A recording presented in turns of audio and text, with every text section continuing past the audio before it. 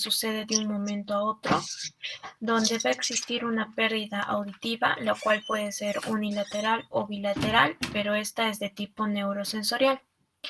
Es mayor a 30 decibeles y afecta por lo menos a 3 frecuencias audiométricas consecutivas, lo cual se evalúa o se diagnostica mediante una audiometría.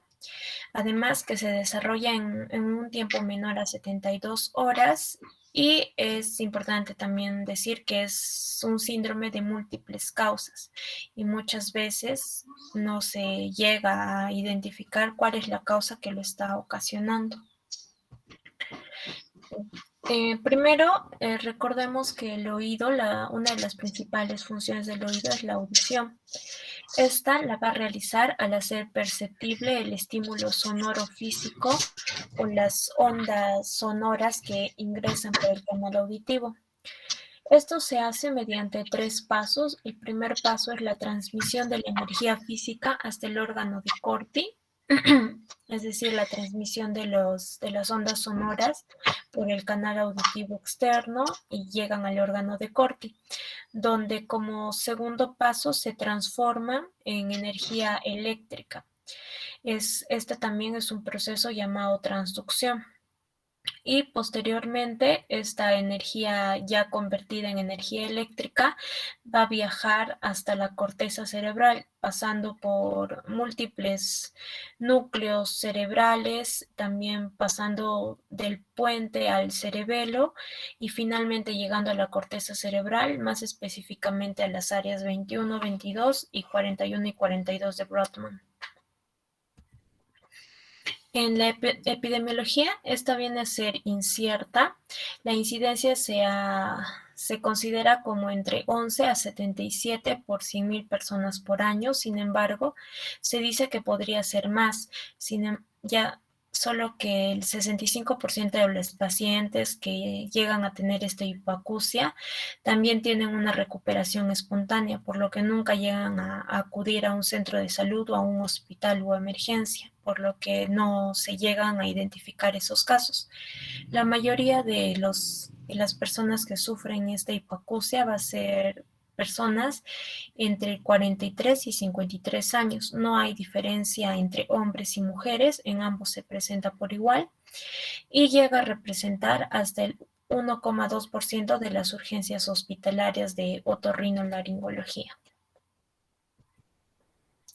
La etiología, como su nombre mismo lo indica, es desconocida hasta en el 70%.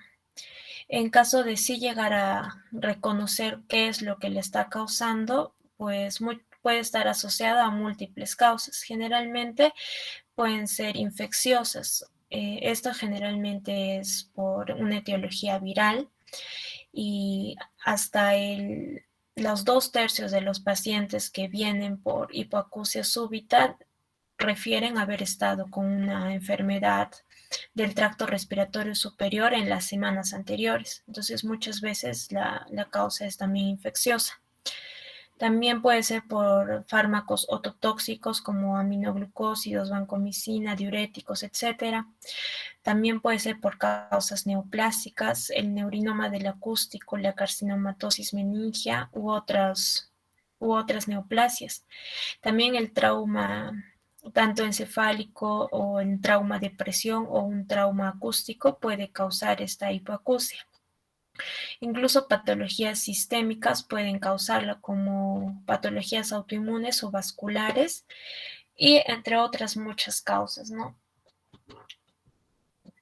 La fisiopatología es desconocida, ya que va a depender de la causa que lo esté ocasionando, y ya que en el 70% no identificamos la causa, pues entonces esta es una fisiopatología desconocida. Como ya mencioné, se puede asociar a los anticuerpos virales, por ejemplo, que el organismo hace una reacción inflamatoria y puede finalmente ocasionar hipoacusia. O también se ha visto bastante relación con pacientes que tienen dieta deficiente, sobre todo pacientes que tienen una deficiencia en comer vegetales, por ejemplo, o también una dieta deficiente en folatos.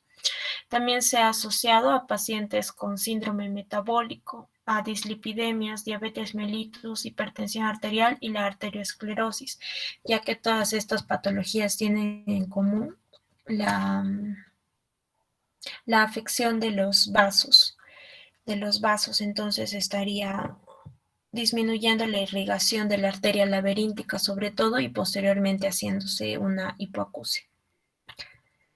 En la clínica, lo principal que nos va a orientar a que el paciente está presentando hipoacusia súbita idiopática va a ser la pérdida auditiva, que es de instalación rápida o inmediata. Muchas veces el paciente refiere que en un momento estaba normal y al siguiente ya no escuchó o disminuyó bastante su audición. O incluso otros pacientes refieren que se acostó normal por la noche y al día siguiente al despertar pues ya no escuchaba. Entonces este es el principal síntoma o signo que nos va a referir el paciente. En la mayoría de casos, hasta en el 90%, esta pérdida es unilateral y en caso de ser bilateral se asocia a que puede tener un peor pronóstico. Generalmente los pacientes más mayores, ya ancianos, suelen hacer esta bilateral o pacientes también que tienen dislipidemias o aterosclerosis, estos también pueden hacer una pérdida bilateral. Otros síntomas más comunes que pueden acompañar a esta pérdida auditiva va a ser el tinnitus, la sensación de oído tapado y los síntomas vestibulares como el vértigo y los mareos. Pero muchas veces el paciente obvia estos síntomas, sobre todo el de sensación de oído tapado, ya que en muchas ocasiones a nosotros mismos se nos tapa el oído, ¿no? Y simplemente no hacemos caso porque puede ser que se está movilizando cerumen o algún cambio de presión. Entonces, muchas veces no llega el paciente a la consulta. Otros síntomas puede ser el dolor de oído y también las parestesias, aunque estos síntomas son mucho más raros de presentarse. Para el diagnóstico vamos a tener 3 criterios. El primer criterio es que la pérdida auditiva sea de naturaleza neurosensorial. Para esto tenemos que hacer un examen físico con las pruebas que más adelante les voy a explicar y poder distinguirla de una pérdida auditiva conductiva. El segundo punto o criterio va a ser la pérdida auditiva de al menos 30 decibeles en al menos 3 frecuencias de prueba consecutivas. Y el tercer criterio es la pérdida auditiva que ocurre dentro de un periodo de 72 horas. Primeramente hay que distinguir entonces la pérdida auditiva neurosensorial de la conductiva. Para eso tenemos que hacer un examen de evaluación de la audición. Para esto vamos a utilizar lo que es la audiometría o un otoscopio que sea capaz de emitir tonos, ¿no? Pero muchas veces estas pruebas no van a estar disponibles en los primeros lugares de atención, por lo que también podríamos hacer lo que es la prueba del susurro. Esta prueba, que simplemente necesita un examinador y al paciente, consiste en colocarse detrás del paciente con el paciente de espaldas a un brazo más o menos de distancia y mientras ocluimos uno de los oídos, le susurramos al otro letras, palabras, las cuales nos tiene que repetir el paciente en caso de que su audición sea correcta. Y esta prueba vamos a repetirlo en ambos oídos. Acá he traído un videito para poder observar la prueba del susurro.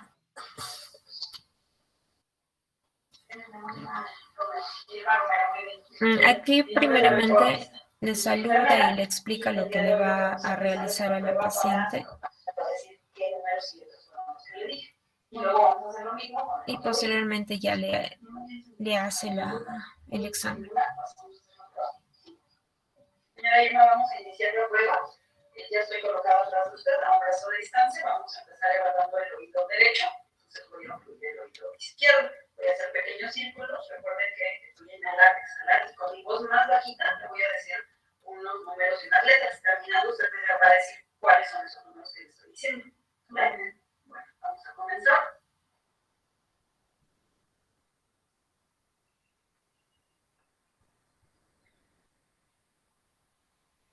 6 a 8.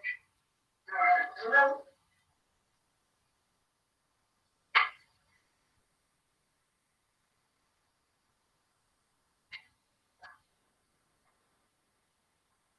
Cuatro, Z. Señora Irma, hemos terminado la prueba. En este caso, usted me dijo exactamente las combinaciones que yo. Ya. Si el paciente escucha y nos repite las palabras que le hemos susurrado, entonces podríamos considerar que su audición de ambos oídos está normal. Ya. Otra prueba a realizar van a ser la prueba de Weber y la prueba de Ring, para lo cual necesitamos un diapasón de 512 MHz. Estas son dos pruebas en la cual va a valorar la conducción aérea y la conducción ósea de la audición. En la prueba de Weber, como podemos ver acá en la imagen, el diapasón se lo hace vibrar para que produzca sonido y se coloca, puede ser en el centro de la frente, como podemos ver en la imagen, o entre la nariz y el labio superior, ¿no? A la altura de los dientes. Entonces, si el paciente presentaría una pérdida neurosensorial, en Weber el sonido se va a lateralizar hacia el buen oído, hacia el oído que no está teniendo la pérdida neurosensorial. Y en la prueba de Ring o el test de Ring, ya también se hace vibrar al diapasón y primeramente se coloca el manguito del diapasón en la apófisis mastoides y se le indica al paciente que nos avisa cuando deje de escuchar el sonido. Y una vez que nos avisa, pues colocamos el diapasón inmediatamente por fuera del conducto auditivo externo. Y nuevamente el paciente nos tiene que avisar cuando deja de escuchar el sonido. Cuando hay una pérdida neurosensorial, ambos oídos van a salir como si estuvieran normales, ¿no? A pesar de que el paciente nos dice que no escucha, al hacer esta prueba van a salir normales, ya que la conducción aérea va a ser mejor que la conducción ósea. Y en caso de ser una pérdida auditiva neurosensorial severa, ahí sí el paciente podría informarnos que la conducción ósea es mejor que la aérea. También he puesto un video para que puedan comprender mejor. Se realizan dos pruebas de diapasones. La primera es la prueba de Weber. Escoja el diapasón que va a utilizar en el examen. Puede ser 512 Hz o 1024 Hz. El paciente debe estar sentado. Y luego de las siguientes instrucciones. Va a escuchar un sonido y usted debe indicar por dónde lo escucha. Puede ser al frente, alrededor de la cabeza, o en el oído derecho o en el oído izquierdo. Luego de las instrucciones, golpee el diapasón con una superficie firme para que inicie la vibración. Ubíquelo en la frente del paciente y espere a que éste indique dónde escucha de acuerdo a las instrucciones. Esto debe repetirlo 3 veces con el fin de confirmar la respuesta.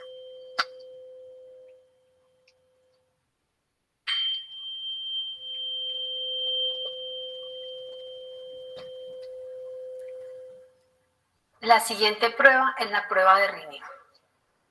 El paciente debe continuar sentado y luego de las siguientes instrucciones. Va a escuchar un sonido y usted debe indicar cuándo lo deje de escuchar. Golpee el diapasón para que comience a vibrar y colóquelo sobre la mastoide del paciente. Cuando el paciente indique que dejó de escuchar, colóquelo con las puntas hacia el pabellón del oído que está evaluando y pregúntele al paciente si aún lo escucha. Lo anterior lo debe realizar 3 veces en cada oído. Ya. Esas pruebas entonces las realizamos para poder detectar si es una pérdida neurosensorial o una conductiva. Sin embargo, en una revisión, en he leído que la prueba de Weber y la prueba de Ring no son tan específicas, ¿no? Para poder distinguir entre esas dos, y que la mejor y la más accesible también, ya que muchas veces no vamos a contar con un diapasón, es hacer la prueba del susurro, ¿no? Que simplemente necesitamos de nuestra habilidad clínica. Los diagnósticos diferenciales los vamos a hacer tanto con pérdidas auditivas conductivas como con otras causas de pérdidas auditivas neurosensoriales.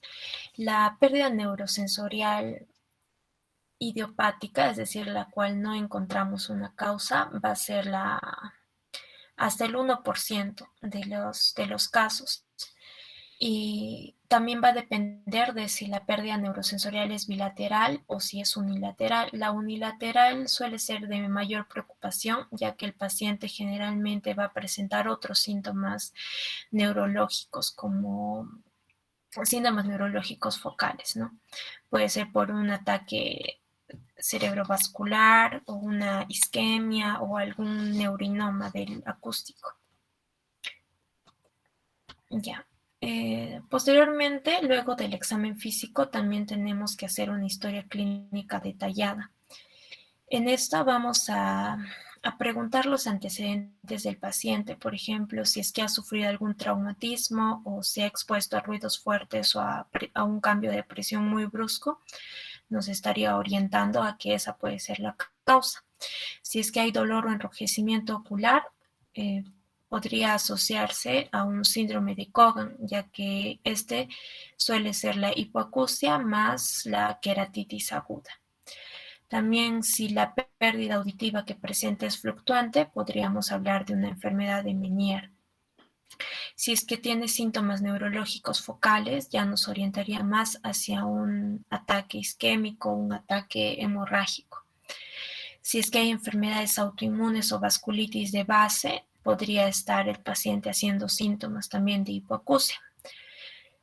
Y también averiguar sobre otros factores de riesgo, no solo para la enfermedad de Lyme, sino factores de riesgo virales o infecciosos.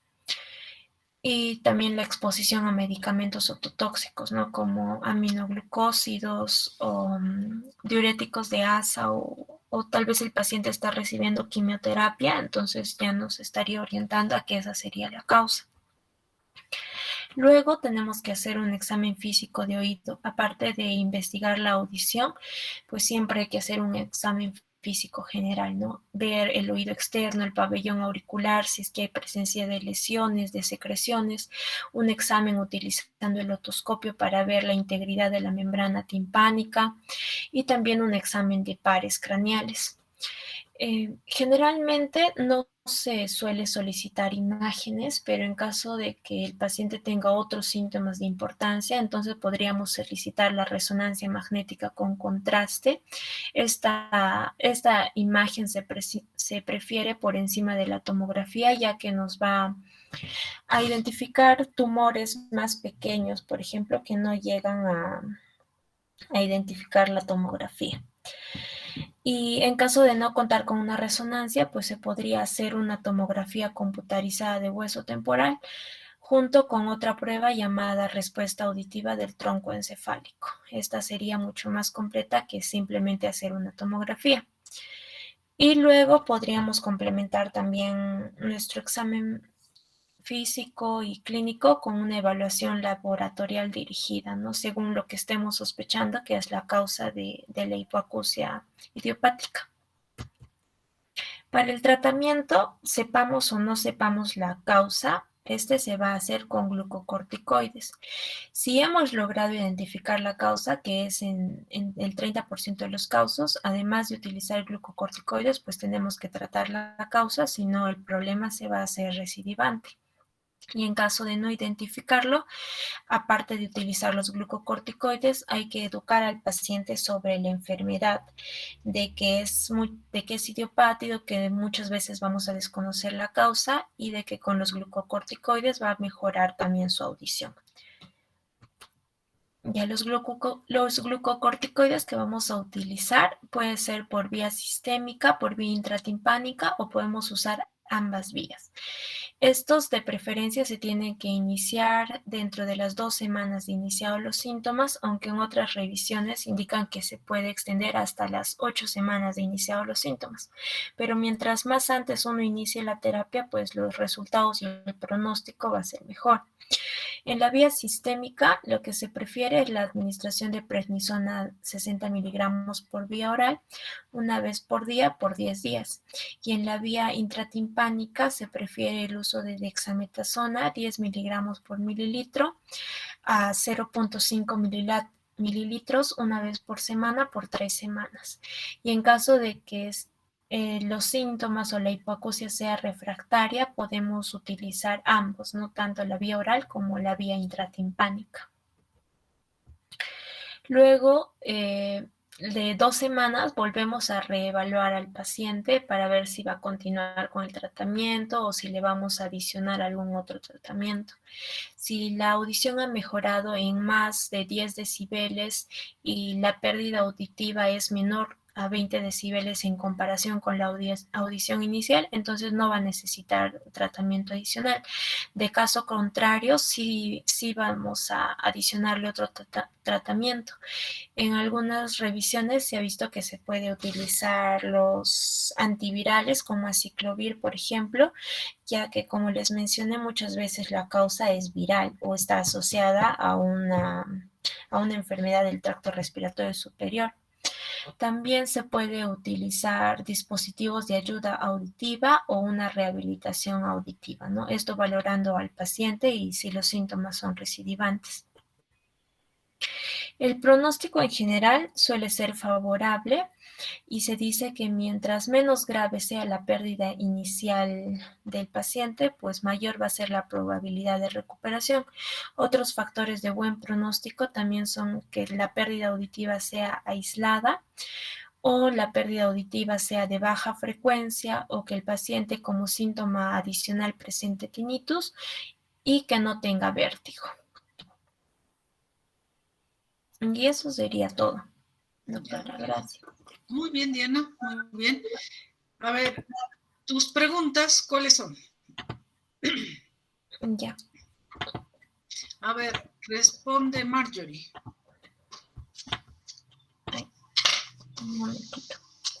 Ya, la primera pregunta sería, ¿cuáles son los criterios diagnósticos para un diagnóstico de hipoacusia súbita idiopática? Doctora, buenas tardes. Bueno, los criterios diagnósticos de una hipoacusia súbita idiopática mencionaron que fueron 3. Uno es que presente, ¿no?, la hipoacusia de naturaleza neurosensorial. Luego también dentro de esto mencionó que como es de pérdida súbita, el periodo de tiempo tiene que ser dentro de 72 horas. Y dentro de un examen positivo dentro del examen físico con el diapasón. Ya, muy bien. Siguiente pregunta, Diana. Ya. ¿Cuáles son los síntomas más comunes de la hipoacusia súbita idiopática? A ver, Gilbert. Bueno, mencionaste 4 básicamente, ¿no? El vértigo, tinnitus y pérdida de audición aguda y rápida y también la sensación de oído tapado. Sí, sobre todo la pérdida de audición, ¿no?, que es aguda y súbita. Muy bien. Siguiente pregunta la responde Keops. Ya. ¿En qué grupo etario se presenta con mayor frecuencia la hipoacusia súbita idiopática? Keops. Creo que no está. Luz Margarita. Buenas tardes, doctora. ¿Qué tal? Bueno, ¿me escucha? Sí, sí. Me pregunto en qué grupo etario, ¿no? Mencionó que era entre los 43 a 53 años. Sí, en los adultos. Muy bien. Siguiente pregunta, Sofía. Ya. ¿Cuál es la etiología, cuáles son las causas de la hipoacusia súbita idiopática?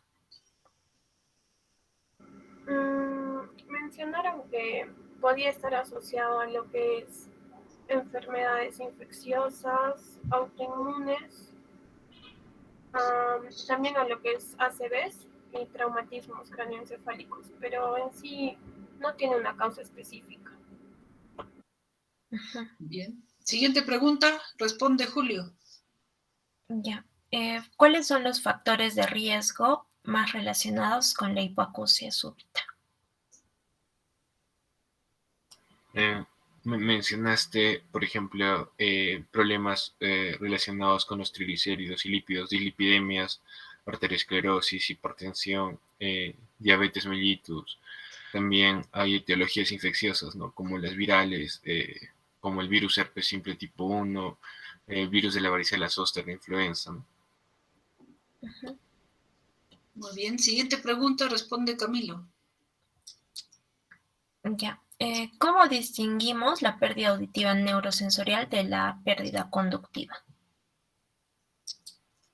Mencionaste que mediante los exámenes de audición del paciente, ¿no? Audiometrías, también puede haber la prueba del susurro que nos mostraste y también usando las pruebas de Weber y Ring. Ya, muy bien. Siguiente pregunta. Camilo. Él ya respondió ahorita. Perdón, Yamir. Ya. Yamir, ¿cómo se realiza la prueba de Weber y cómo sabrías que el paciente tiene una hipoacusia neurosensorial? Presente. Bueno, en este caso, si se realiza la prueba de Weber, sobre todo tenemos que utilizar un diapasón, ¿no? En este caso, sobre todo este se va a colocar, ¿no? Lo que viene a ser en la frente. Y bueno, sobre todo, ¿no? Se le pide al paciente que en qué oído, ¿no? En este caso, ¿no? Va a sentir lo que viene a ser o escucha el sonido, ¿no? En este caso. Bueno, Muy eso bien. sería, doctora. Ya. Diana, siguiente pregunta, responde Abigail. Ya. ¿Y cómo se realiza la prueba de Ring?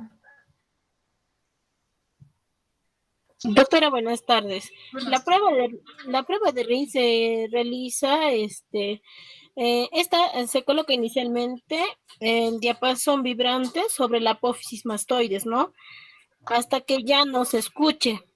Y enseguida se coloca el diapasón al lado de la oreja y el paciente volverá a escuchar el sonido y debe informar, ¿no? Cuando ya no lo escuche. Doctora, esta prueba nos indica, ¿no? Pérdida neurosensorial cuando el sonido está disminuido en ambas ubicaciones. También, si el paciente oye mejor en la vía ósea, hablaremos de una hipoacusia conductiva. Ya, muy bien. Siguiente pregunta, Brian. ¿O ya respondió Brian? No, todavía. Brian. Ya. ¿Qué imágenes, qué exámenes imagenológicos le pedirías para identificar la etiología de la hipoacusia?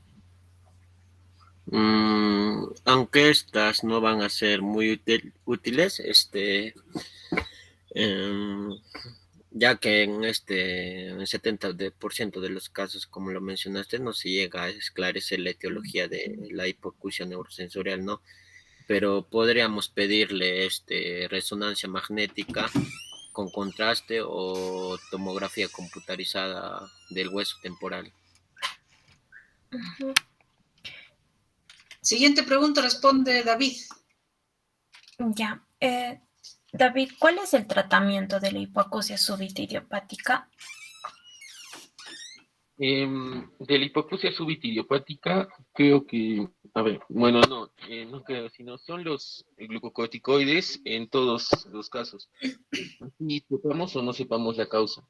En este caso podríamos dar lo que es la prednisona por vía oral y dexametasona por vía intratimpánica. Ya, muy bien. Siguiente pregunta, responde Fernando. Esas son todas mis preguntas, doctora. Ya, muy bien. A ver, Fernando, mientras Denise pone su pantalla, Fernando, ¿qué significa idiopático? Doctora, ¿me escucha? Sí. Que no se conoce la causa. Perfecto, muy bien. Gabriela Milagros, ¿qué es hipoacusia conductiva y qué es hipoacusia neurosensorial? Doctora, buenas tardes. Si no me equivoco, la hipoacusia neurosensorial es...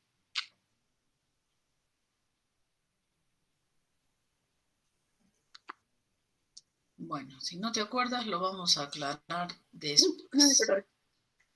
Ya, a ver, Denise, estamos esperando mientras pones tu pantalla, seguiremos con las preguntas. A ver, Gary, ¿cómo es el mecanismo de la audición? Gary, en pocas palabras, explíquenos cuál es. Ok, doctora. Pues el oído, perdón, el sonido pues se podría decir que son ondas y pues estas ondas entran por el oído, hacen vibrar lo que va a ser la membrana timpánica. La vibración se traduce por todo lo que va a ser los huesecillos del oído y eh, llegan a lo que va a ser, estas vibraciones llegan a lo que va a ser las terminaciones nerviosas y finalmente llegan a lo que va a ser el área de la audición, ¿no? Ya, perfecto. ¿Y cuál, a ver, en qué partes el oído el sonido es transmitido por aire?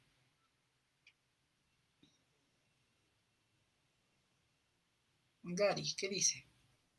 En la parte de lo que va a ser el oído externo, doctora. Ya, ¿solo externo?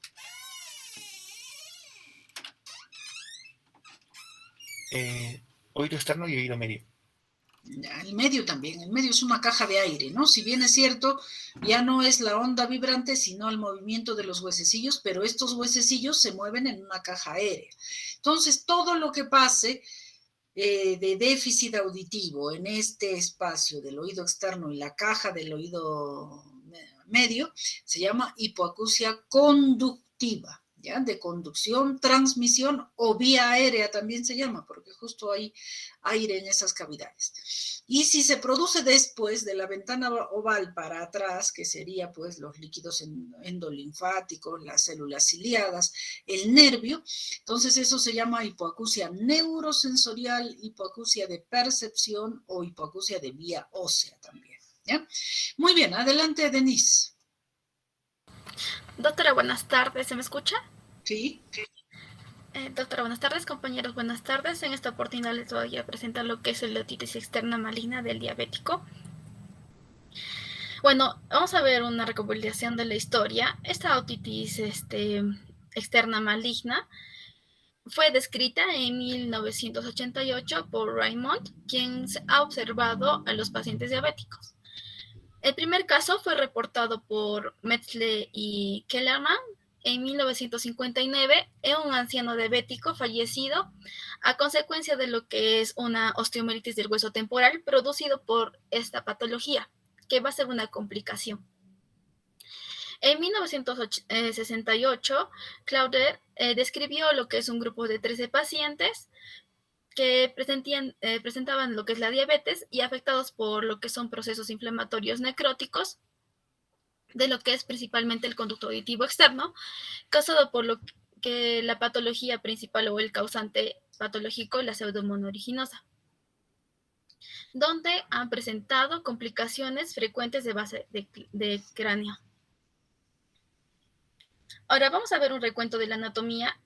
Vamos a ver que el conducto auditivo externo, espera un momentito, vamos a...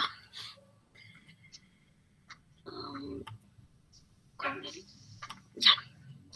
Entonces, como podemos observar, el conducto auditivo externo mide aproximadamente de 2,5 centímetros de largo, de 7 a 9 milímetros de ancho, y se extiende desde el cartílago de la concha del pabellón auricular hasta la membrana timpánica.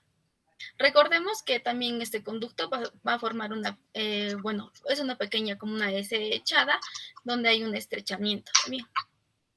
Entonces vamos a ver que se va a dividir en una porción cartilaginosa exterior, que ocupa aproximadamente un tercio del canal, y la porción ósea medial, que va a ser interior, va a ocupar los 2/3 restantes, y la unión de estos se va a denominar istmo.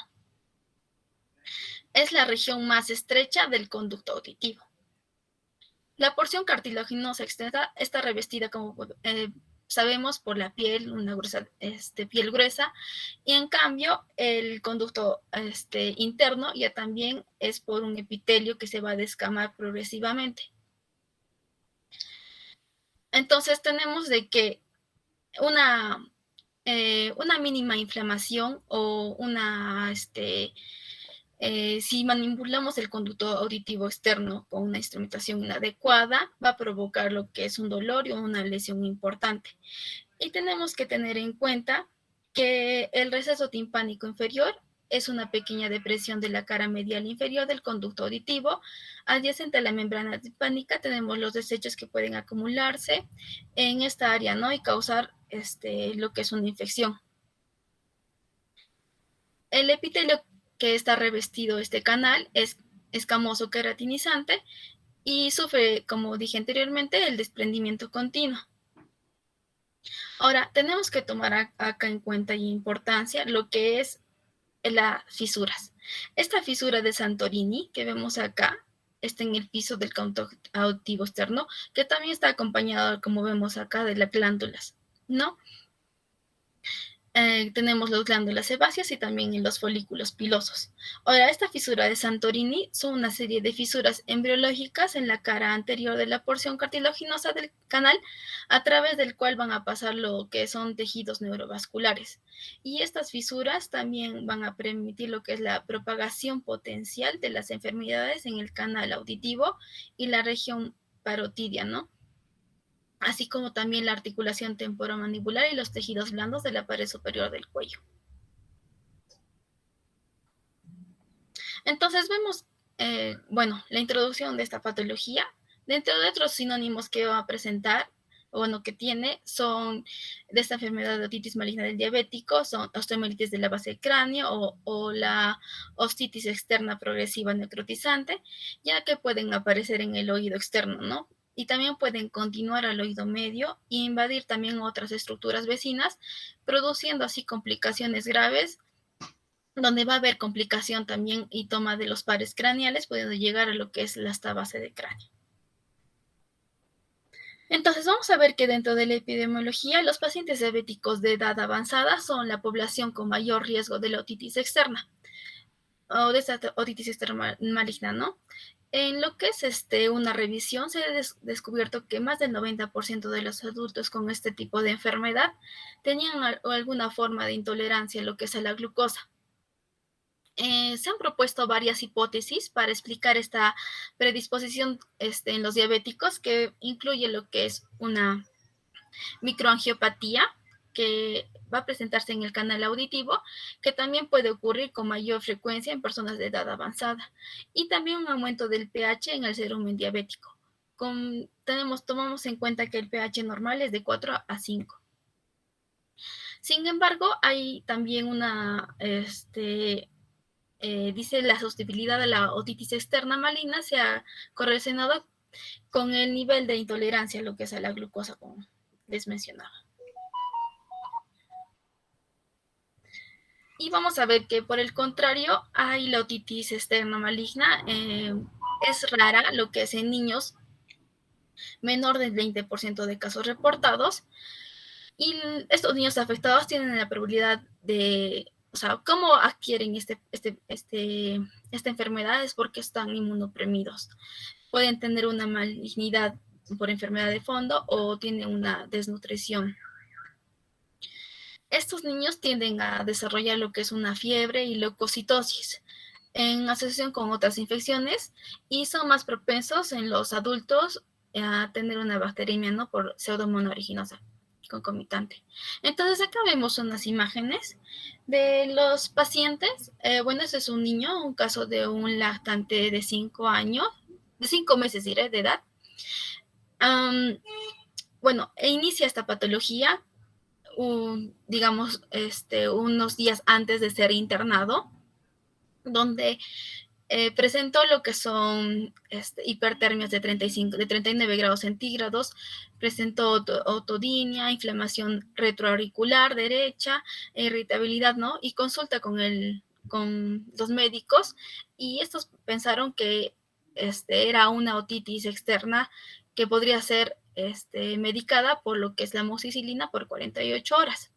Pero la inflamación ha progresado en la región temporoparietal derecha y periorbitaria izquierda, ¿no? Además se ha asociado a con lo que, como podemos ver, una otorrea bilateral, donde va a lo que es hospital por emergencia y es internado en cuidados intensivos. Se inicia lo que es la antibioterapia, como meropenem, vancomicina, amikacina durante la evolución, y los signos de flogosis aumentan, ¿no? Entonces, con la progresión de las áreas violáceas hasta la necrosis en las primeras 24 horas, como podemos observar en esta primera imagen. Bueno, entonces, sigue con el diagnóstico. Entonces, con toda la evolución van con el diagnóstico de la otitis externa maligna y se le realiza lo que es una necrotomía en la región temporoparietal derecha, como vemos acá en esta imagen, pero lamentablemente a las 48 horas este paciente fallece. Entonces, unas predisposiciones que podría complicar o que podría presentar los pacientes a esta patología es una cirugía de oído reciente o la irritación de los audífonos, que pueden ser factores de riesgo, ¿no?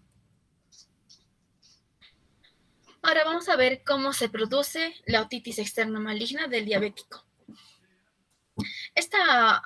Bueno, dentro de los factores predisponentes de esta patología, vamos a ver que tiene que haber una alteración del sistema inmunológico. Sobre todo va a ser en pacientes que están mal controlados, ¿no? Puede presentarse también en ancianos, en pacientes con bajo tratamiento de quimioterapia o también que estén bajo corticoides, o pacientes que presenten leucemia, también aterosclerosis, y también tenemos que tomar en cuenta los pacientes que tengan VIH-Sida. Entonces, ante la presencia del factor de predisponentes tanto locales como generales, se produce una infección en el canal auditivo externo que va a sobrepasar el revestimiento cutáneo. Progresa y da lugar a una condritis o lo que es a una osteomielitis en la unión óseo-cartilaginosa del conducto. La infección va a pasar a través de lo que es la cisura de Santorini que les mencionaba anteriormente, ¿no? Este es un pequeño surco que se encuentra en lo que es la unión del piso de la cavidad auditiva externa, que está relleno solo de tejido conectivo y nervios y vasos sanguíneos. En lo que son los niños, este canal está más como que más superficial, entonces está más expuesto. Entonces, esto va a producir una vasculitis necrotizante asociada a lo que es una endoarteritis grave, y posteriormente se va a desarrollar a un tejido de granulación que se extiende por las cavidades de lo que es el peñasco y la base del cráneo. Entonces, este tejido va a ser responsable de lo que es la parálisis del séptimo par craneal, en el agujero estemastoideo, la parálisis del noveno, del décimo y del onceavo, ¿no? Pares craneales que están en el agujero rasgado posterior, y el doceavo par craneal en el agujero condilo anterior. En cuanto son las infecciones, también pueden progresar lo que es a través del tímpano, penetrar en las cavidades airadas del hueso temporal y también del peñasco, las estructuras anatómicas vecinas e incluso lo que es el tallo cerebral, ¿no? Como mencionaba anteriormente. Según se recorre lo que es según lo que es la frecuencia, se dice que es más en lo que es hombres que en mujeres, y es excepcionalmente lo que es la presente en niños, ¿no? Y en los pacientes diabéticos, la infección es una de las complicaciones más frecuentes, porque va a dificultar el control de la enfermedad y también la tasa de mortalidad, debido a que estas infecciones son elevadas, ¿no? Además, existe lo que es la posibilidad de que las infecciones virales provoquen provoquen la exacerbación de la diabetes. Entonces, en este proceso infeccioso, la flora microbiana del diabético se va a alterar debido a la colonización, ¿no?, por los estafilococos, las anaerobios y las levaduras que podrían ser causantes de esta patología. Entonces se afectan los polimorfonucleares y la hiperglucemia va a trastornar lo que es la función fagocítica, disminuyendo así la quimiotaxis y se va a modificar la forma de la linfocitaria y la falla de unidad celular con tendencia a lo que es la necrosis tisular con una formación de gas en los tejidos. También se va a observar mayor incidencia en bacteriemias y lo que son complicaciones viscerales. Y ¿qué pasa acá? La pseudomonas aeruginosa tiene mayor afinidad y es en los vasos que van a irrigar lo que son el conducto auditivo externo, también el medio y también de la base del cráneo. Y esto va a producir una angioitis necrotizante que va a liberar lo que son toxinas y enzimas proteolíticas que provocan lo que es la necrosis tisular y una activación de la cascada inflamatoria y además de resistencia a la fagocitosis. Entonces, dentro de la microbiología, como le estaba mencionando anteriormente, del 96 al 98%, la que predomina es la pseudomonas aeruginosa. Esta principalmente en lo que son diabéticos o inmunocomprometidos, ¿no? Va a progresar una lesión pequeña y va a ser persistente. Y vamos a ver que también hay otros patógenos, por ejemplo, los hongos que se pueden encontrar frecuentemente en lo que es el Aspergillus o lo que son el Fumigatus. En lo que es Staphylococcus epidermidis, también hay una cierta afección en estos, solamente que es en pocos casos que se ha reportado, pero se ha encontrado también cultivos positivos a esta bacteria, ¿no? Ahora vamos a ver dentro de las manifestaciones clínicas, principalmente el paciente va a presentar una otodinia y otorrea. Estos no van a responder a lo que son las medidas tópicas utilizadas para tratar una otitis externa simple. Entonces el dolor generalmente se dice que va a ser más severo que el que se encuentra en la otitis externa simple, aunque ambos pueden ser difíciles de distinguir en algún momento, como son las primeras etapas. El dolor de la otitis externa maligna tiende a ser nocturno. Entonces esto debemos de recordar. Y se extiende a la articulación, lo que es temporomandibular, la que produce un dolor también al masticar. Dentro de lo que es el examen físico, el tejido, como vemos acá en esta imagen, el tejido de granulación es frecuente y visible en la porción inferior del conducto auditivo externo, en la unión del hueso y el cartílago. Entonces vamos a ver que también este es en el sitio de las fisuras de Santorini. Sin embargo, hay hallazgos que que pueden estar ausentes en pacientes atípicos, por ejemplo, en personas inmunodeprimidas y también en niños. Acá también tenemos otra presentación de una paciente que tiene ya también lo que es otorrea, ¿no? Entonces vemos que las infecciones de la otitis externa maligna del diabético pueden ocasionar diferentes tipos de erosiones, ¿no? En la erosión de la pared anterior, en el conducto auditivo externo, ha comprometido lo que es la articulación temporomandibular, produciendo lo que es una osteomielitis. En lo que es la erosión de la pared inferior a través de lo que es la cisura de Santorini, va a invadir los tejidos blandos en la fosa intratemporal y en el espacio parotidiano y el espacio de los músculos masticadores, provocando así una parotitis circunscrita primero y luego una difusa. Va a haber una presencia de trismus y va a producirse un proceso inflamatorio que va a extenderse hasta el agujero estilomastoideo o hasta el foramen yugular. Tenemos la erosión de la pared posterior que va a provocar una destrucción del hueso cortical en la apófisis mastoideas, va a invadir lo que son las cavidades neumatizadas a través del antro y del aditus, donde va a extenderse al oído medio, ¿no? Y también a la punta del peñasco y al laberinto. Y de aquí la infección se puede propagar hasta los canales vasculares, por ejemplo, el seno lateral, el seno petroso superior y a las superficies óseas de la pirámide, y desde ahí a la fosa cerebral media posterior, produciendo así o pudiendo llegar hasta el ápex petroso. Entonces, de esta forma, la infección puede llegar al seno esfenoidal y de ahí al hueso temporal contralateral. En general también se menciona que el oído medio puede afectarse por vías retrógradas, ¿no? Por lo que es el antro apical y en forma tardía, y comprometer lo que es el pabellón auricular y los tejidos blandos vecinos.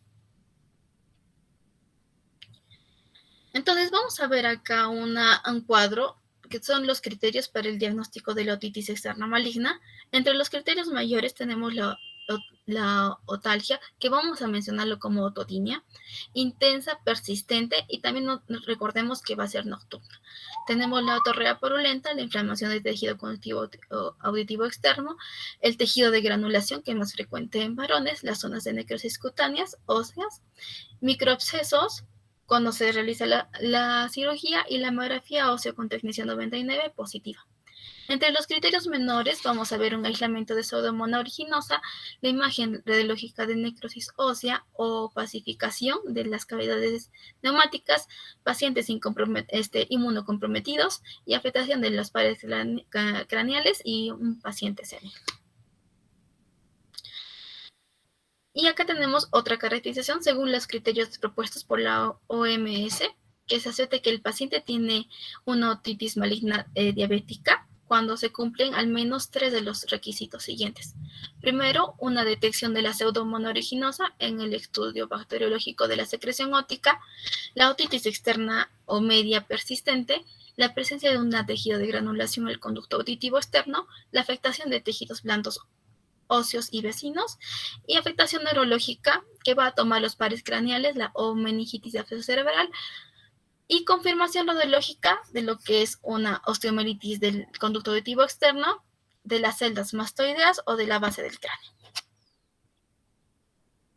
Entonces vamos a ver que dentro de los hallazgos generales del laboratorio, primero vamos a ver que los parámetros del laboratorio son generalmente normales en la otitis externa maligna, a excepción de lo que es la velocidad de sedimentación globular que está elevada, y también la proteína C reactiva.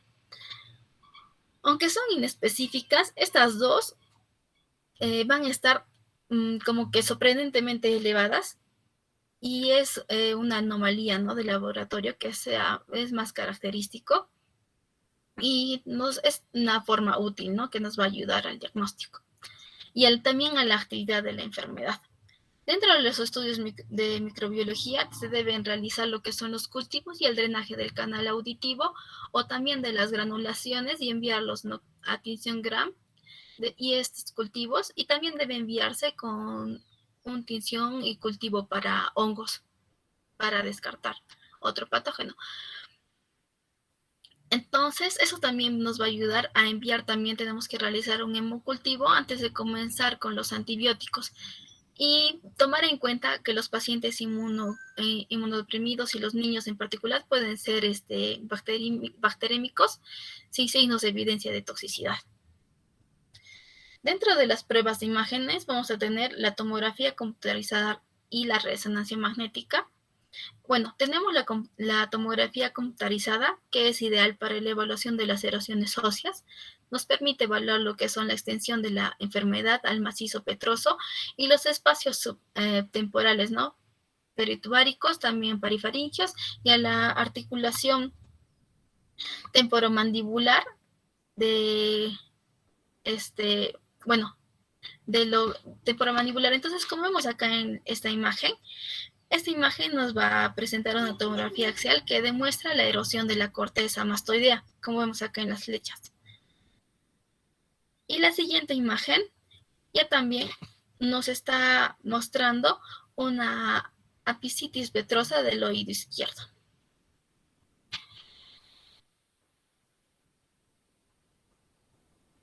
Dentro de lo que es la resonancia magnética, vamos a ver que es útil para lo que es la definición y afectación de las partes blandas, sobre todo de las infratemporales, pero tienen poco valor en el seguimiento de los pacientes. Ahora, dentro de otros diagnósticos que podríamos realizar sería con la gamografía con citrato de galio 67. Que esta parece ser más específica que la gamografía ósea, ya que el radioisótopo se incorpora en los granulocitos y bacterias, ¿no? Y tenemos la gamografía ósea, que es con tecnecio 99 y está considerada como el análisis de elección para el diagnóstico temprano. Pero no más, o sea, tenemos que este tecnecio nos va a mostrar un radionúclido trazador y se acumula en los sitios en los sitios de la actividad osteoblástica, ¿no? Pero es muy sensible esta prueba. Tenemos que la asociación más comúnmente de la infección va a ser principalmente por un cultivo positivo para Pseudomonas aeruginosa y el laboratorio con una elevación del volumen de sedimentación globular y el PCR. Dentro del tratamiento, vamos a ver que el tratamiento tenemos que iniciar con antibioterapia sistémicos o antimicrobianos antipseudomónicos y que van a ser el pilar, ¿no?, de la terapia de esta otitis externa maligna. Entonces, tenemos que enfocar la selección de los fármacos que va a ser nos van a ayudar en inicios tempranos, ¿no?, del paciente. También tenemos que ver la tasa de resistencias que pueden tener estos pacientes a lo que es la fluoroquinolonas. Y para los pacientes inmunocompetentes con otitis externa maligna no complicada, lo que se sugiere lo que es la monoterapia con ciprofloxacina. Entonces, normalmente vamos a iniciar un tratamiento con ciprofloxacina intravenoso en adultos de 40 miligramos endovenoso cada 8 horas, en niños 20 a 30 miligramos por kilogramo por día endovenoso, divididos lo que es a 12 horas y máximo 800 miligramos por día. Hasta que observamos una clínica subjetiva o también la respuesta o la disminución de la velocidad de sedimentación globular o de la proteína C reactiva. En este momento el paciente puede pasar lo que es a un ciprofloxacina oral en lo que es adultos a 750 miligramos por vía oral cada 12 horas. En niños también puede haber 20 a 30 miligramos kilogramo por día divididos en 12 horas, ¿no? Y máximo de 1500 miligramos por día. En lo que son los pacientes que puedan tomar este ciprofloxacino junto a otros medicamentos que van a poder interferir lo que es la absorción, por ejemplo, tenemos los suplementos de hierro o de calcio, deben espaciar el tiempo de administración de estos para evitar lo que es la interferencia, ¿no?, de la absorción. En el caso de los pacientes con otitis externa maligna avanzada, o sea, por ejemplo, que tengan los pacientes una erosión ósea significativa, que compromete por los pares craneales, o afectaciones inmunodeficiencias, o cuando la tasa local de la resistencia a lo que son las fluoroquinolonas, a pseudomonas es muy alta, se sugiere lo que es una terapia de combinación inicial, ¿no?, con un ciprofloxacino más un betalactámico que sea anti-pseudomonas, y una vez que ha habido una mejoría clínica, los pacientes pueden cambiarse a lo que es una terapia inicial como de ciprofloxacino. Los objetivos de la terapia combinada va a ser aumentar la probabilidad de usar un agente activo en un paciente para que la terapia antibiótica ineficaz podría conducir a una enfermedad progresiva y también a una alta mortalidad de esta. Entonces, dentro de los betalactámicos tenemos los siguientes. Tenemos la piperacilina, que en adultos de 3 gramos endovenoso cada 4 horas o de 4 gramos endovenoso cada 6 horas. En niños de 50 a 75 miligramos kilogramo endovenoso. Dentro de la piperacilina tazobactam, que podríamos utilizar también, esa dosis de 4 a 5 gramos endovenoso cada 6 horas, y en niños de 40 kilogramos 300 miligramos por kilogramo. También podemos utilizar lo que es ceftazidima en adultos a 2 miligramos endovenoso o cefepima en también adultos de 2 gramos endovenoso cada 12 horas. El meropenem también podemos utilizarlo en adultos, también a la misma dosis, cada 8 horas. Y eso sería todo. Muy bien. Muy bien, Denise. A ver, mientras Maricielo se prepara con su tema, a ver, vamos con tus preguntas, Denise. Lo tengo acá, doctora. No sé si lo puedo presentar así. O lo saco. Bueno, ya. Mejor sácalo y mientras tanto se va preparando tu compañera. Ya, doctora. A ver, dinos la pregunta y la va a responder. A ver. Gracie. Ya. Lo que es en el conducto auditivo externo se extiende desde el cartílago de la concha a la aurícula. ¿Esto hasta dónde va a llegar?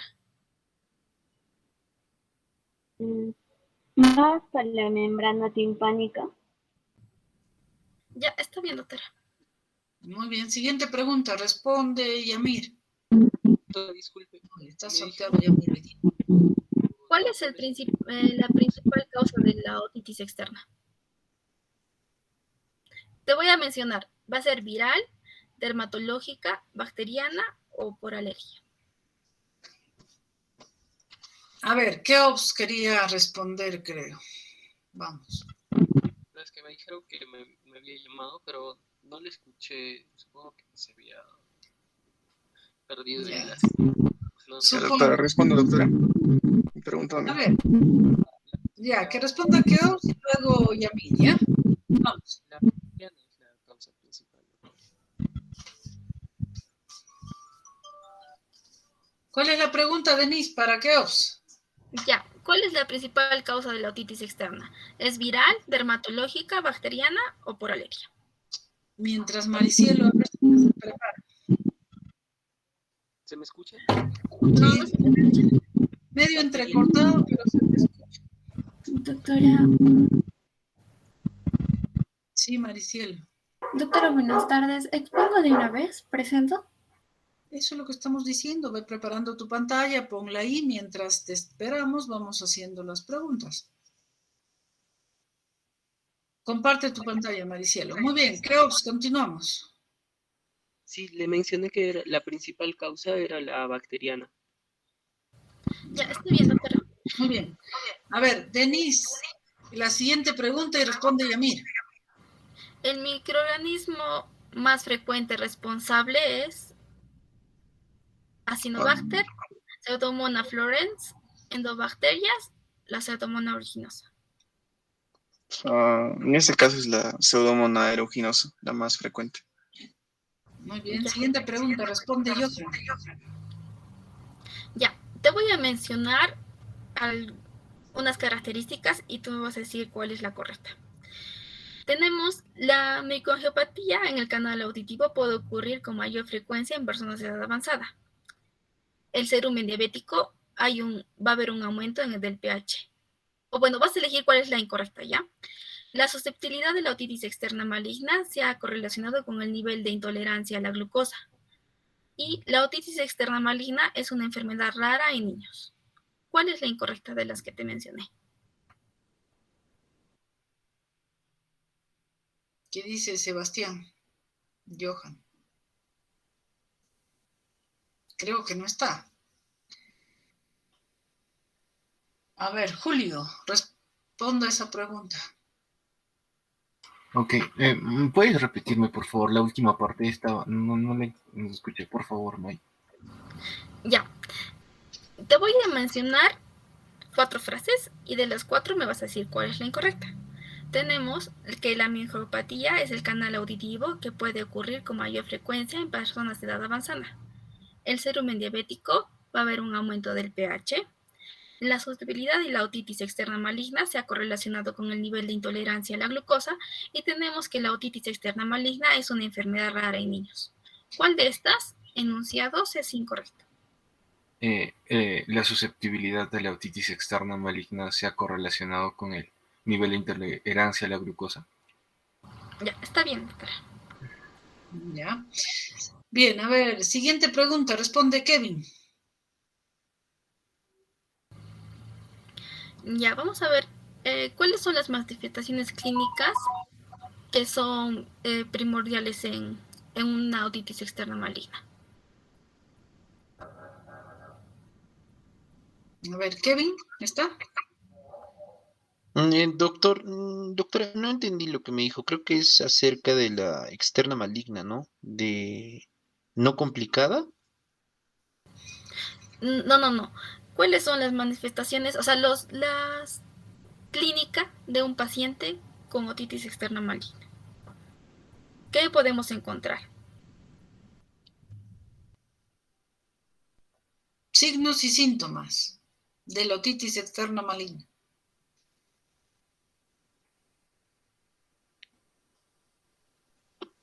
Doctora, podría ser un constante drenaje del oído, ¿no? Amarillo, verde, que huele mal. Dolor del oído profundo. También hasta la pérdida de la audición, fiebre, dificultad para tragar, debilidad en los músculos de la cara y también comezón en el conducto auditivo, ¿no? ¿Qué dice Denise? Bueno, tenemos los principales que van a ser la otodinia, que va a ser principalmente nocturna, el dolor a masticar que puede presentar el paciente y la otorrea. Esos son los principales que hemos mencionado. Dolor al mover la mandíbula, porque ahí eso tiene relación con el conducto auditivo externo, pero no tanto dolor a la deglución, ¿ya? Muy bien, adelante Maricielo, entonces, con tu tema.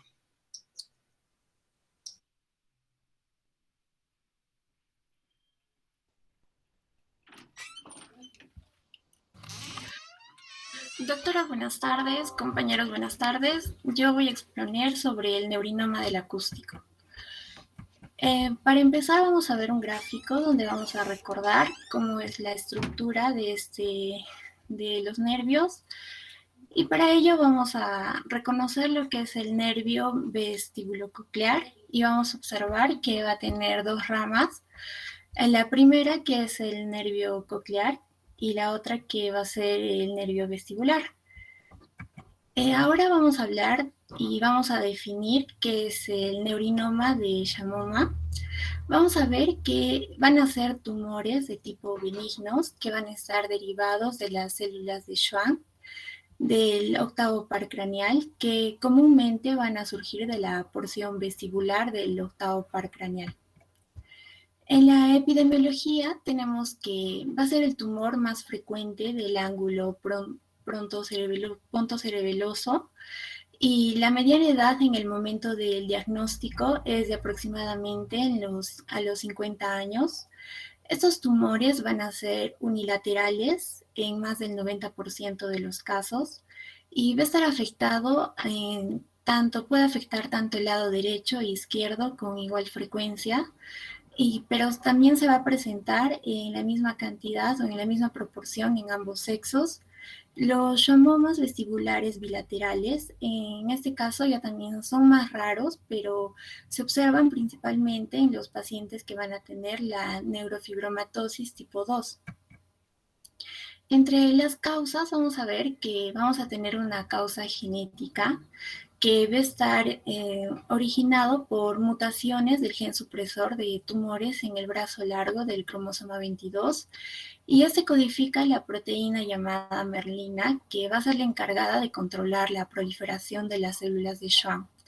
También entre otras causas a las cuales está ligado este tumor va a ser al neurofibromatosis tipo 2, donde se ha observado que en los estudios estos pacientes llevan la identificación de este gen del neurofibromina tipo 2 que se encuentra en el cromosoma 22.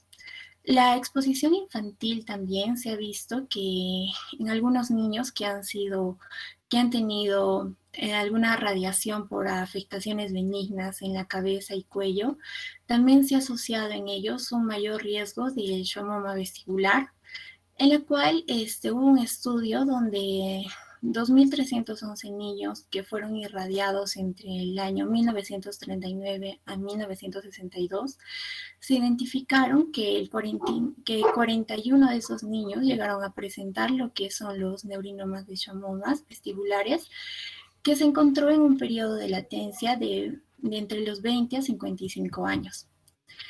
En la patogénesis vamos a tener que este neurinoma va a estar originado en las células de Schwann. Estas células de Schwann vamos a observar que van a cubrir lo que viene a ser los nervios, donde van a producir lo que son las capas de mielina.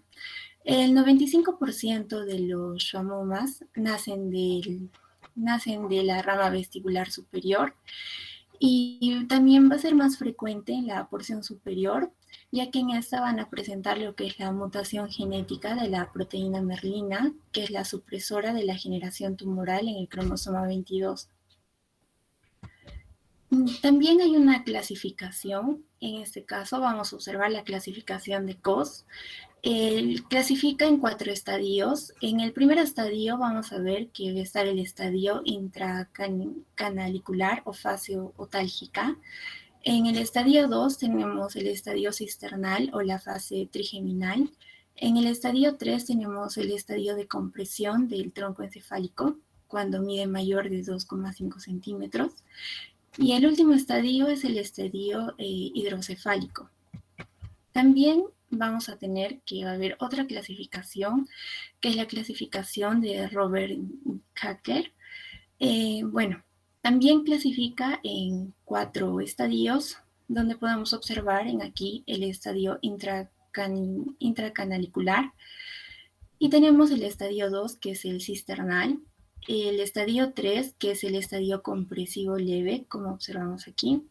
Y tenemos el estadio 4, que ya hay una compresión ya mucho mayor, y donde se produce lo que es la hidrocefalia y el colapso del cuarto ventrículo.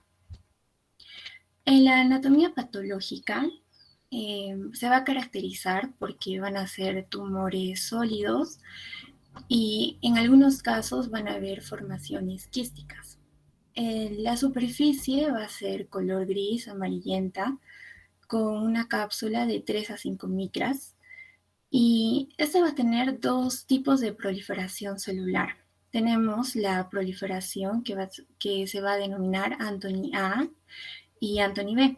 En la Anthony A, esta va a tener características que van a ser células densamente agrupadas, como podemos observar aquí a comparación de esta imagen, y también van a estar compactas. En el Anthony B, que es aquí, vamos a ver que van a tener una consistencia vacuolar y van a haber pocas células a comparación de la Anthony A. En la clínica vamos a ver que va a haber también una fase otálgica y una fase neurológica. En la fase otálgica vamos a ver que estos pacientes van a presentar lo que es una hipoacusia unilateral, que se presenta en el 95%, y luego luego presentan lo que es tinnitus y acúfenos en el 70%, así como también alteraciones del equilibrio. Vamos a ver la fase neurológica, que se va a caracterizar por una parálisis facial y también de algunos pares craneales bajos. También es el signo de Hitzelberg. Luego tenemos lo que es la anestesia de la hemicara. También podemos observar la fase de la hipertensión intracraneal cuando ya se da, cuando este neurinoma está más avanzado. El paciente va a presentar lo que es cefalea, ataxia, vómitos y edema de papila. Aquí tenemos las presentaciones clínicas de estos tumores que se describió en una serie de casos de 1.000 pacientes que presentaron los schwannomas vestibulares, donde se observó que la primera afectación que ellos presentaban era el nervio coclear, que se producía en el 95% de pacientes. Y entre los síntomas que presentaban era la pérdida de la audición y tinnitus, y luego estaba seguido por la afectación del nervio vestibular, que se presentaba en un 61% de los pacientes, donde presentaban lo que era inestabilidad al caminar, que puede ser entre leve o moderada, Luego tenía lo que era la afectación del nervio trigémino en un 17% de los pacientes, y lo que presentaban era más que todo una hiperestesia, dolor, parestesia facial. El nervio facial ya también se observó que del total de estos pacientes solamente el 6% presentaron lo que era una afectación. Y bueno, luego a medida que progresaba este tumor, se asociaban ya también otros síntomas, como era ya también lo que era la presión al cerebelo o al tronco encefálico, que llegaba a producir una hidrocefalia o vómitos. En el diagnóstico vamos a ver que se va a utilizar lo que es la audiometría. La audiometría va a ser una de las mejores pruebas de detección inicial para el diagnóstico del neurinoma de Shamoma, ya que solo el 5% de los pacientes van a tener una prueba normal. Luego también se utiliza lo que son las pruebas vestibulares, también se utilizan lo que son las pruebas de imágenes. El procedimiento de elección va a ser la resonancia magnética, que puede detectar tumores pequeños de 1 a 2 milímetros de diámetro. Si un paciente no puede tolerar lo que es la resonancia magnética, se opta por la tomografía computarizada de alta resolución con y sin contraste. Bueno, aquí tenemos una imagen de un neurinoma intracanalicular. Este está en un grado 1. Aquí podemos observar, aquí también. Aquí tenemos también otro neurinoma, pero se va a diferenciar estas dos imágenes porque en esta vamos a ver que el neurinoma va a ser un Anthony A, porque vemos que es más compacto. En cambio, en esta es un neurinoma Anthony B, porque vemos que está como pequeñas vesículas. El tratamiento en estos pacientes vamos a tener 3 opciones. Primero va a ser tenemos la opción que es la observación, la radioterapia y la cirugía. En el caso de si se opta por la observación, va a ser ya también en caso de pacientes que de repente tengan, sean ancianos o también estén en un mal estado general, que no puedan realizarse lo que es la cirugía. Y si en caso se opta por esta medida, estos pacientes tienen que tener un seguimiento de 6 a 12 meses para ver cómo está el crecimiento de este neurinoma. Pero para ello se tiene que justificar o se debe escoger cuidadosamente estos pacientes, y entre ellos es eso, que tengan un mal estado general o que sean muy mayores. Bueno, también la otra opción es la radioterapia.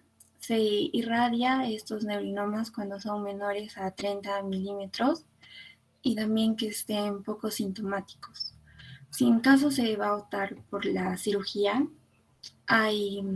tenemos la suboccipital retromastoidea, que tiene un abordaje suboccipital que se puede utilizar para tumores de cualquier tamaño, con o sin intento de preservación de la audición. Si se opta por la cirugía translabiríntica, el abordaje se recomienda para tumores acústicos de más de 3 centímetros y para tumores más pequeños cuando la preservación de la audición no está tanto indicada. En caso si se va a abordar por la fosa media, el abordaje de la fosa media es para tumores pequeños de menores a unos 5 centímetros. Y mediante esta intervención, lo que se busca es la preservación de la audición. Aquí tenemos un cuadro. Vemos que cuando el tumor es menor a 1,5 centímetros y el tumor es menor de 0,5 centímetros, se utiliza se propone el abordaje por fosa media, y cuando el tumor es mayor de 0,5 centímetros es por la vía retrolaberíntica. Y si el tumor es mayor de 1,5 centímetros, se opta por la vía translaberíntica alargada. Ahora vamos a ver un video de una cirugía de este neurinoma. Una paciente mujer de 40 años, sana, presenta hipoacusia moderada del oído izquierdo. Acá vemos la resonancia magnética, corte axial con gadolinio, donde se puede apreciar la parte intracanalicular del tumor y la parte que se encuentra en el espacio subaracnoideo. La cirugía fue realizada en posición semisentada. Ahí estamos realizando un abordaje retrosigmoideo del lado izquierdo. Lo primero que hacemos es sacar líquido cefalorraquídeo de la cisterna cerebelo-vulvar. Acá podemos apreciar tumor, la línea de Tübingen marcada que nos señala dónde comenzar el fresado en el piso del conducto auditivo interno. Vamos a realizar un fresado amplio de la pared posterior del conducto auditivo interno para poder resecar la parte intracanalicular del tumor y por otro lado poder preservar anatómica y funcionalmente el nervio facial y el nervio coclear. Ahí se ve ya abierta la pared posterior del conducto auditivo interno y comenzamos con el vaciamiento intratumoral del tumor. Ahí se ve la relación de la parte superior del tumor con la vena petrosa.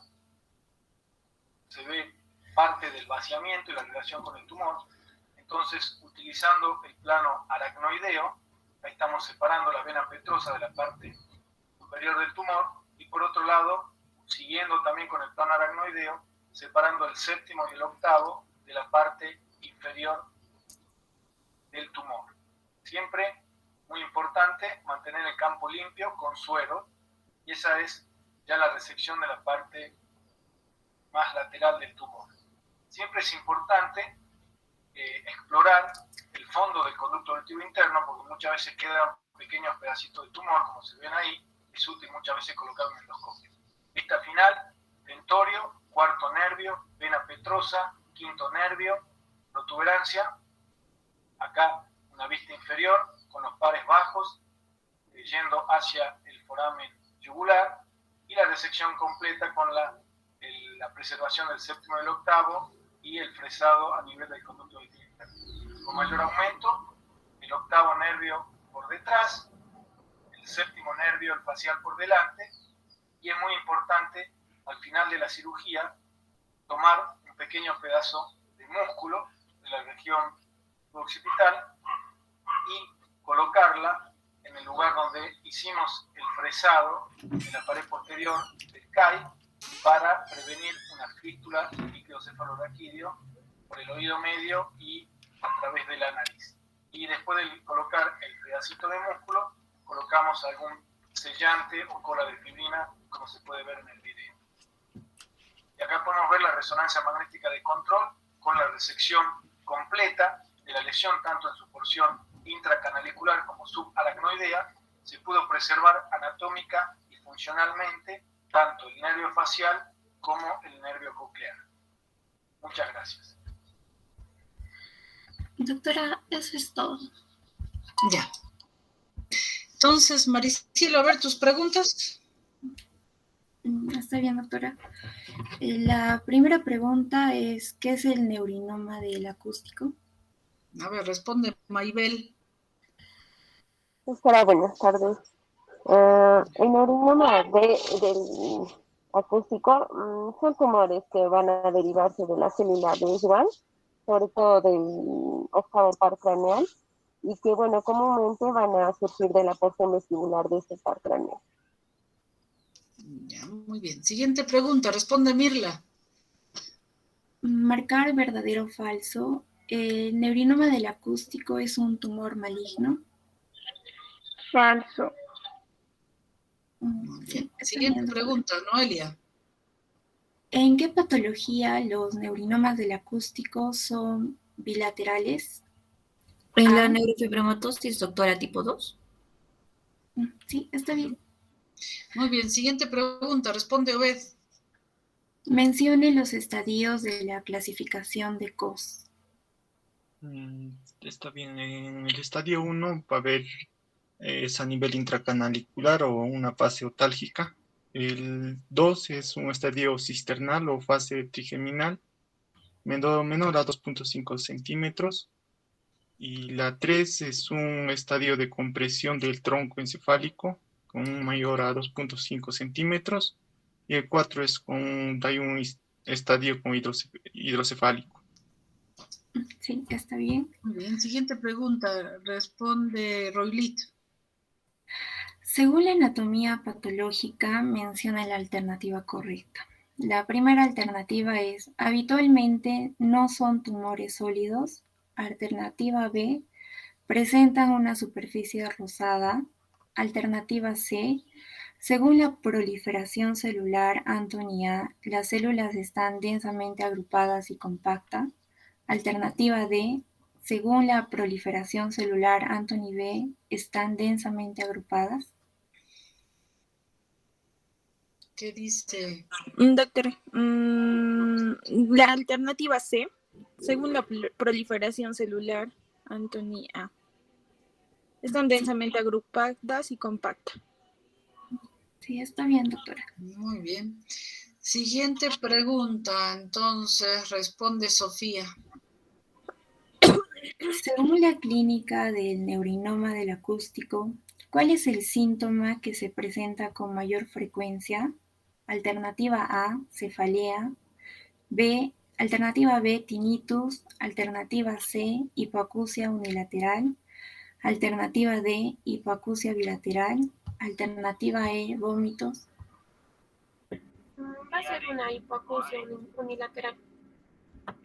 Sí, está bien, doctora. Muy bien. Siguiente pregunta, Sherali.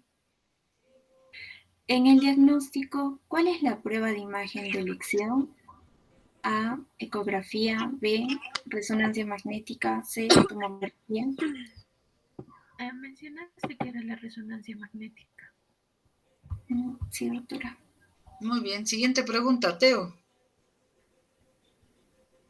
Mencione cuáles son las 3 opciones en el tratamiento. Primero se tiene que observar al paciente.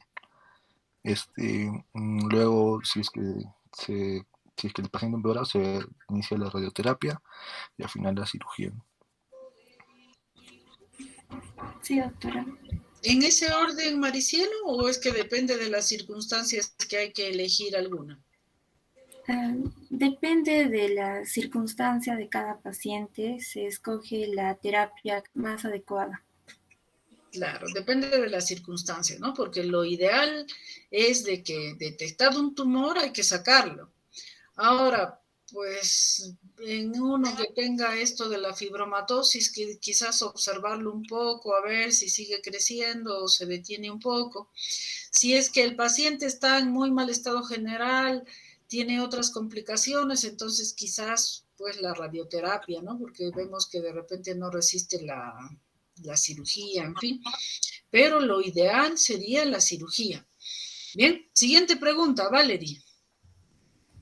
En el caso de la observación por imágenes del neurinoma del acústico, ¿cada cuánto tiempo se debe realizar? Alternativa A, cada 2 años. Alternativa B, de 6 a 12 meses. Alternativa C, 4 meses. De 6 a 12 meses. Sí, doctora. Ya, muy bien. Winnie, siguiente pregunta. En la Buenas cirugía, ¿qué técnica se utiliza para tumores de cualquier tamaño? Alternativa A, en la técnica subooccipital retromastoidea. Alternativa B, la translaberíntica. Alternativa C, la fosa media. De cualquier tamaño. Mencionas el suboccipital de retromastoideo. Sí, está bien. Ya. Muy bien. Bueno, entonces hacer un poco de hincapié en lo que han expuesto hoy día vuestras compañeras, ¿no es cierto? Entonces, en la hipoacusia súbita idiopática. Primero, hipoacusia súbita puede haber en muchísimas cosas, ¿no? ¿Qué significa súbito?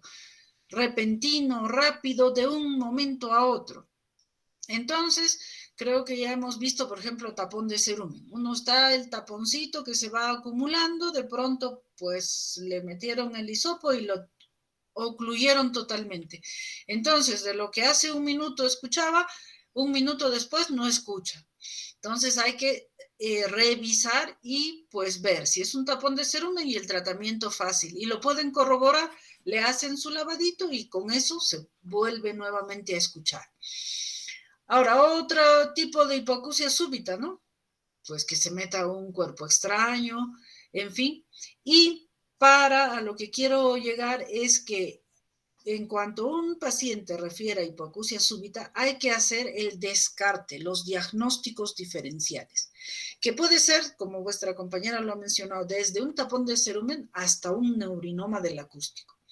Descartadas todo ese rango de posibilidades, cuando no logramos demostrar cuál es la causa, ahí es cuando se llama idiopático.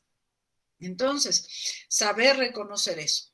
Dentro de las hipoacusias súbitas idiopáticas existen teorías, ¿no? Que por qué se produce. Teoría vascular, teoría viral, teoría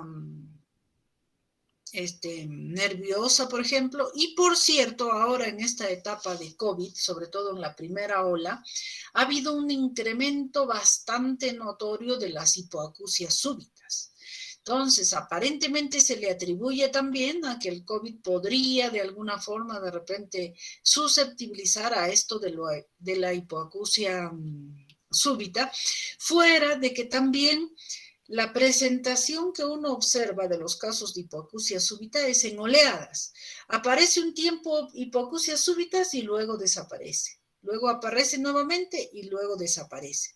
Y fue ese tipo de oleada que apareció durante el COVID. Entonces, quizás apoye un poco la teoría viral de por qué ocurre esta hipoacusia súbita.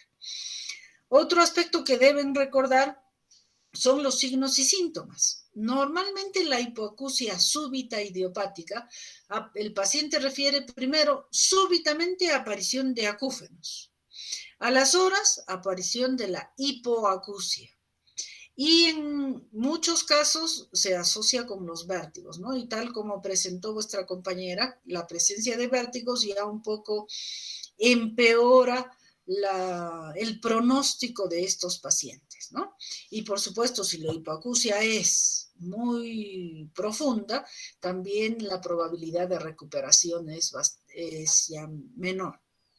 Como han dicho, en el tratamiento de la hipoacusia súbita, el bastión principal es la corticoterapia, ¿no? Tanto oral como también puede ser la intratimpánica. Ha mencionado vuestra compañera que se usa la dexametasona, es cierto, aunque hay escuelas que usan más la triamcinolona.